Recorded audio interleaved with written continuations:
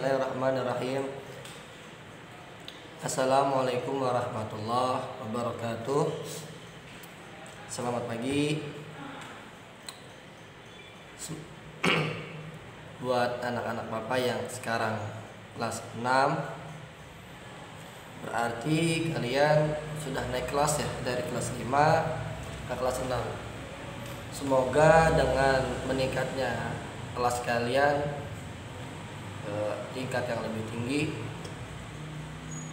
maka Bapak berharap, guru lain pun juga berharap, semoga meningkat juga semangat kalian dalam belajar, meningkat juga motivasi kalian dalam belajar, sehingga kalian dapat berprestasi, dapat mendapatkan ilmu yang bermanfaat buat diri kalian, buat keluarga kalian semua. Anak-anakku yang Bapak sayangin, mohon maaf apabila nanti dalam pembelajaran hari ini banyak kekurangan, baik dari segi suara maupun video. Bapak memilih metode ini karena mungkin akan lebih efektif, karena biar gimana pun kalian harus mendapatkan ilmu-ilmu ya, penjelasan dalam suatu pembelajaran. Baik, buat anak-anak Bapak langsung saja untuk mengingat waktu. Silakan dibuka bukunya bab 1 halaman ke 2, 1, 2 dan 3. Baik, hari ini kita membahas tentang surah Al-Kafirun. Apa itu surah Al-Kafirun? Surah Al-Kafirun itu artinya, mari kita lihat di buku, di satu kita baca bareng-bareng.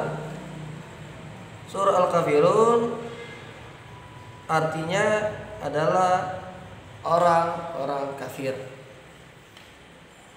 Siapa itu yang orang-orang kafir? Orang kafir adalah orang yang tidak beriman kepada Allah Subhanahu wa taala dan mempercayai adanya Nabi Muhammad SAW dan Al-Quran sebagai kitab sucinya. Mereka yang tidak meyakini itu maka dinamakan orang kafir, atau istilah di kita adalah non-Islam ya. Jadi orang kafir itu, surah Al-Kafirun itu dikhususkan untuk mereka-mereka yang tidak menyembah Allah. Surah Al-Kafirun itu dinamakan surah Makkiyah. Apa itu surah Makkiyah? Ada yang tahu? Surah Makkiyah adalah surah yang diturunkan di kota Mekah Al-Mukarramah. Jadi ada surah yang diturunkan di kota Mekah, ada yang diturunkan di kota Madinah. Di dua kota ini tidak ada Al-Quran yang turun selain di kedua kota ini, karena Nabi hidup di zaman dua kota ini. Mekah awal dari penyebaran ajaran Islam, kemudian Nabi hijrah ke kota Madinah, maka itulah Nabi wafat di kota Madinah. Kembali ke surah Al-Kafirun. Surah Al-Kafirun itu memiliki, kita lihat, surah Al-Kafirun terdiri atas 6 ayat. Silakan dibaca, dilihat, baca sama-sama. Bapak bacakan terlebih dahulu, kalian dengarkan dengan baik pelafalan dari surah Al-Kafirun.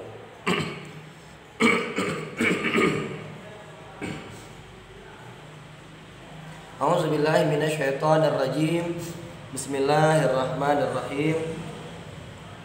Qul ya ayyuhal kafirun la a'budu ma ta'budun wa la antum 'abiduna ma a'bud wa la ana 'abidum ma 'abadtum wa la antum 'abiduna ma a'bud lakum dinukum waliyadin. hadirin. Shadaqallahul azim. Mari kita kaji, kita pelajari dari ayat, setiap ayat, supaya kalian memahami apa sih itu makna daripada surah Al-Kafirun. Perhatikan anak-anakku. Qul ya ayyuhal kafirun. Artinya, katakanlah wahai Muhammad kepada orang-orang kafir. Jadi ini dialog antara Nabi Muhammad bersama Allah Subhanahu wa taala. Kok bisa? Ya semua atas kehendak Allah, semua atas izin Allah. Jika Allah sudah mengatakan kun fayakun, apapun pasti akan terjadi. Kata Allah kepada Nabi Muhammad, katakanlah wahai orang-orang kafir. Siapa sih orang-orang kafir?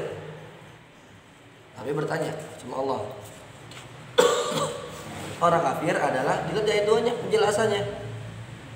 Aku tidak menyembah apa yang kamu sembah. Siapa akunya? Akunya itu Nabi Muhammad. Nabi tidak menyembah apa yang Tuhan lain sembah atau orang-orang kafir sembah, Tuhan yang orang kafir sembah. Nabi tidak menyembah mereka, ya kan? Karena mereka tidak meyakini. Nanti ada penjelasannya di ayat selanjutnya. Di ayat kedua adalah Nabi Muhammad tidak menyembah apa yang kamu sembah. Misalnya yang orang kafir sembah, misalnya asnam, berhala, patung, misalnya. Nabi nggak menyembah patung, apalagi yang disembah oleh orang non Islam, orang kafir. Pohon misalnya, Nabi nggak menyembah pohon. Terus menyembah sapi misalnya, gajah dan lain sebagainya. Nabi nggak menyembah itu, karena yang Nabi sembah hanyalah Allah Subhanahu wa taala. Ya kan? Paham sampai sini? Jadi artinya Nabi Muhammad tidak menyembah apa yang mereka sembah, apa yang orang kafir sembah. Dan lihat ayat ketiganya, dan kamu bukan menyembah apa yang aku sembah. Nah, orang kafir pun sama, dia tidak menyembah apa yang Nabi Muhammad sembah. Ya kan? Jadi orang kafir tidak menyembah Allah, ya dia nggak menyembah Allah. Ya kalau dia menyembah Allah, ya dia bukan orang kafir namanya, dia orang Islam, ya kan?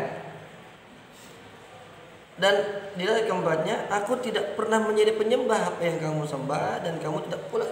Jadi intinya lakum inti satu ada di ayat terakhir, ayat ke-6, lakum dinukum waliyadin. Apa artinya? Baca simak.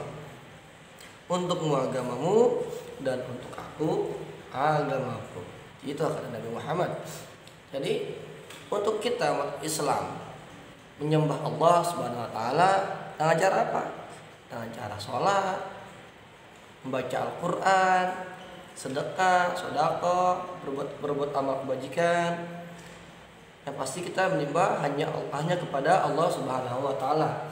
La ilaha illallah Muhammadur Rasulullah. Dan untukmu agamamu. Jadi untuk ajaran orang Kristen, ya orang Kristen dia menyembah salib ya, atau patung, atau menurut mereka Nabi Yesus, padahal sebenarnya juga bukan. Dan dia tidak menyembah Tuhan kita. Tadi disinilah surah Al-Kafirun kita diajarkan untuk bertoleransi. Apa sih toleransi? Yaitu menghargai setiap perbedaan agama yang ada di lingkungan kita. Karena manusia pada hakikatnya adalah makhluk sosial yang berinteraksi dengan banyak masyarakat di luar. Jadi apabila ada teman kita nih orang non Islam misalnya, dia sedang mengadakan acara Natal misalnya, ya biarkan dia menjalankan ibadah mereka, perayaan mereka, biarkan mereka menjalankan Natal atau menjalankan ibadah-ibadah lainnya yang menurut ajaran agama mereka, biarkan saja. Kita umat Islam tidak usah ikut campur, tidak usah terlibat dalam perayaan mereka. Kenapa? Di sini Allah berfirman, aku tidak menyembah apa yang mereka sembah, kan begitu. Begitupun sebaliknya, jika kita sedang menjalankan ibadah puasa Ramadan, kan orang Kristen kan atau orang kafir atau orang non Muslim, dia kan tidak berpuasa. Jadi mereka pun harus menghargai kita umat Islam yang sedang berpuasa. Seperti itu. Jadi kita harus saling menghargai, saling bertoleransi. Karena bangsa kita Indonesia terutama Bhinneka Tunggal Ika, istilahnya kan seperti itu, Pancasila, dengan segala keberagaman baik segi budaya, bahasa, dan agama. Jadi kita harus menghargai satu sama lain. Dan juga kita nggak boleh mengusik ibadah mereka. Apabila mereka menjalankannya dengan baik, silahkan. Dan merugikan kita umat Islam, silahkan. Karena mereka berkeyakinan seperti itu, ya kan? Dan apabila ada teman-teman kita yang non Islam mengganggu kita sedang sholat misalnya, kita digangguin, ya kita menegurnya, kita tegur dengan bahasa yang baik. Tolong jangan tegur saya, jangan mengganggu saya sedang beribadah kepada Allah, tolong hargai. Karena seperti itu, dengan bahasa-bahasa yang santun, dengan cara-cara yang baik, kan seperti itu. Jadi intinya surah Al-Kafirun itu ialah bagaimana kita diajarkan untuk bertoleransi. Di situ tadi ya, isi pokok kandungan daripada surah Al-Kafirun. Bisa dilihat. Pertama, mengajak mereka untuk menjemput hidayah Allah Subhanahu wa taala. Apa maksudnya menjemput? Nah, inilah kita umat Islam diajarkan untuk mendakwah, mengajak dengan cara yang baik, dengan cara perilaku yang baik. Misalnya kita mengajarkan hanya Allah yang untuk disembah dengan bahasa-bahasa yang baik, dengan cara-cara yang baik. Jika mereka nggak bisa, ya nggak apa-apa, jangan dipaksa. Dan kita juga buat teman-teman kita, sahabat kita yang sudah beragama Islam, kita ajak, ayo kita tingkatkan ibadah sama Allah dengan cara rajinin sholat. Kalau udah sholat bolong-bolong, ya sholat. Yuk, siapa nih? Pasti banyak nih anak-anak nih yang belum sholat subuh, sholatnya masih bolong-bolong, masih banyak, ya kan? Nah, kita ajak supaya kita mendapat hidayah dari Allah Subhanahu wa taala. Itu poin A-nya. Poin B-nya, memberi kabar gembira atas orang yang mengikuti ajaran Islam dengan jaminan dengan surga. Subhanallah. Inilah kita bersyukur sebagai umat Islam. Allah mentakdirkan kita beragama agama Islam. Karena ya di ajaran kita terutama diajarkan untuk mempercayai adanya surga dan neraka, ya kan? Adanya pahala dan adanya dosa. Apabila dosanya banyak, ya pasti dimasukkan ke dalam neraka. Dan apabila pahalanya banyak, ya itulah akan masuk surga. Makanya kita bersyukur umat Islam untuk selalu berbuat kebaikan, meningkatkan ibadahnya, mengurangi segala bentuk dosa atau maksiat atau kebohongan atau kemalasan. Karena biar gimana pun itu ada dosanya. Buat anak-anak nih malas belajar, itu dosa. Karena kewajiban kalian belajar, menuntut ilmu. Kalian belum diwajibkan untuk mencari uang, belum diwajibkan untuk masak, belum diwajibkan untuk mencuci dan lain sebagainya. Kalian belum diwajibkan. Kewajiban kalian satu, yaitu belajar. Kalau kalian nggak belajar, dosa nggak? Ya dosa. Karena kalian melakukan kesalahan. Setiap kesalahan pasti ada dosanya, kan? Apabila kita rajin sholat, rajin belajar, maka itu ada pahala. Dan insya Allah kita akan dimasukkan ke dalam surganya Allah. Paham gak sampai sini anak-anak? Lanjut, kita lihat poin ketiga. Berdialog dan berdiskusi dengan lembut kepada mereka. Tadi Bapak bilang, kita mengajak boleh, sama seperti poin A. Mengajak boleh, menyampaikan kebaikan boleh. Tapi kalau memaksakan dengan intervensi dan tekanan misalnya, itu yang nggak boleh dalam ajaran agama Islam. Tetap kita harus bertoleransi, menghargai satu sama lain. Baik, sini kita lihat di poin B-nya, toleransi, ya kan, dalam kehidupan sehari-hari, ya kan.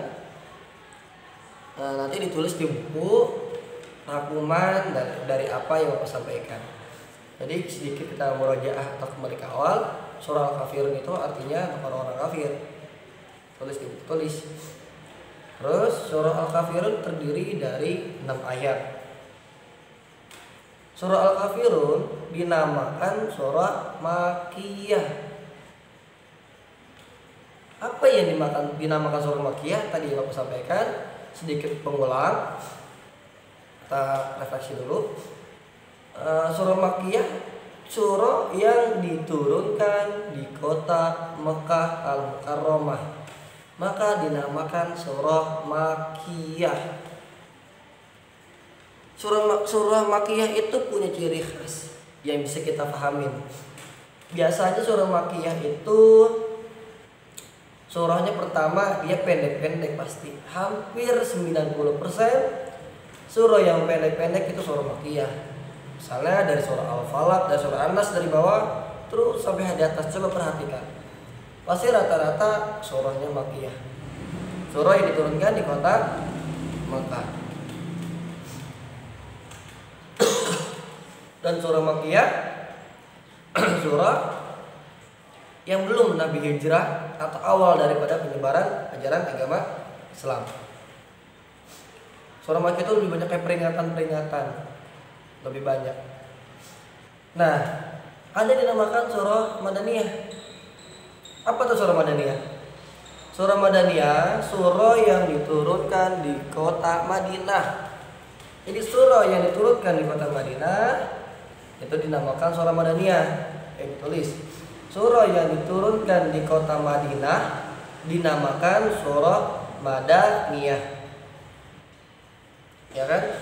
Surah Madaniyah itu surah turun setelah Nabi hijrah dari kota Mekah menuju kota Madinah. Kenapa Nabi hijrah? Mungkin nanti di pertemuan yang akan datang akan Bapak sampaikan. Oke. Ada ciri khas surah Madaniyah, yaitu surahnya lebih panjang, hampir lebih panjang daripada surah Makkiyah. Sebagai contoh, lihat di surah Al-Baqarah ayat 1 sampai habis. Pasti surahnya panjang-panjang. Karena memang ciri khas daripada surah Madaniyah itu panjang-panjang. Oke, baik, kita kembali ke materi. Jadi surah Al-Kafirun itu surah yang mengajarkan tentang bersosial, tentang bertoleransi atau tasamu. Apa sih tasamu? Artinya toleransi, menghargai segala keberagaman yang ada di lingkungan. Dilihat halaman 6, pembiasaan sikap, lihat halaman 6. Pembiasaan sikap toleransi terhadap orang lain dapat kita lihat pada contoh berikut. Menghargai adanya perbedaan. 1, tulis. Menjalani persahabatan dan persaudaraan. Karena ya kita sebagai bangsa Indonesia, warga negara Indonesia, saling menghargai, saling bersaudara. Bersaudara dalam kategori kemudian sebagai bangsa Indonesia.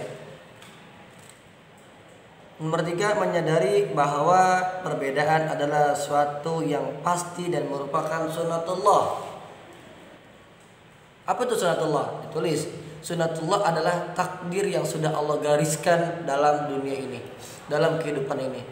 Allah sudah mentakdirkan, misalnya ada teman kita yang memeluk ajaran agama Kristen yang memang sudah takdir Allah seperti itu, memeluk ajaran agama lain. Itu namanya sunatullah, takdir yang sudah Allah tetapkan. Nah, kita bersyukur Allah mentakdirkan kita berajaran agama Islam. Kita bersyukur atas segala nikmat yang sudah Allah berikan sama kita. Paham sampai sini? Mengedepankan sikap sopan, santun, ramah, dan lemah lembut dalam kehidupan masyarakat. Tadi Bapak bilang, kita harus menghargai segala aktivitas peribadatan setiap warga negara. Selama dia tidak mengganggu, tidak merugikan orang lain, ya kita harus menghargai, harus santun. Apabila memang ada yang kurang sesuai, kita tegur dengan bahasa-bahasa yang ramah, dengan bahasa-bahasa yang sopan seperti di sini disampaikan, dengan lemah lembut. Supaya apa? Supaya di poin 5, supaya tidak terjadi perpecahan, Jadi kita harus menjalin kebaikan, jangan perpecahan. Kan seperti itu. Jadi inilah sedikit materi tentang surah Al-Kafirun.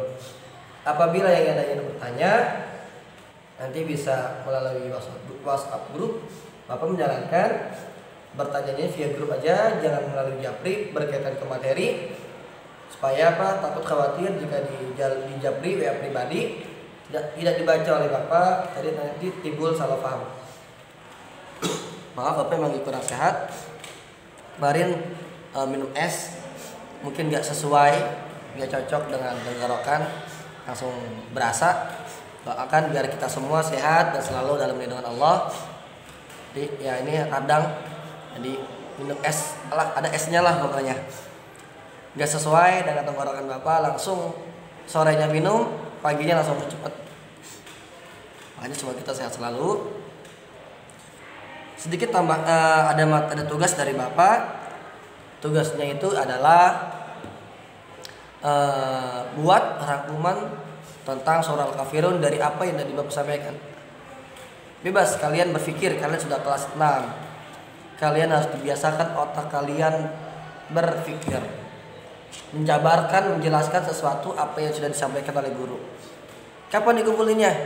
Dikumpulinnya tidak harus hari ini atau besok, tapi dikumpulkannya pada ketika kalian masuk ke dalam sekolah. Di bawah tugasnya di buku. Nah, buku PAI dan buku BTKIS jadi satu. Jangan jadikan satu dengan buku latihan tema, karena berbeda, jauh berbeda. Ditulis nama, tanggal, dan kelas. Jangan disobek di buku PAI. Oke? Mungkin jika ada tambahan, tadi tulis surah Al-Kafirun, tulis yang baik, yang rapih, tidak harus bagus, yang penting benar. Menulis, cara penulisannya satu baris, satu ayat. Misalnya, A'udzubillahi minasyaitonirrajim. Baris 1.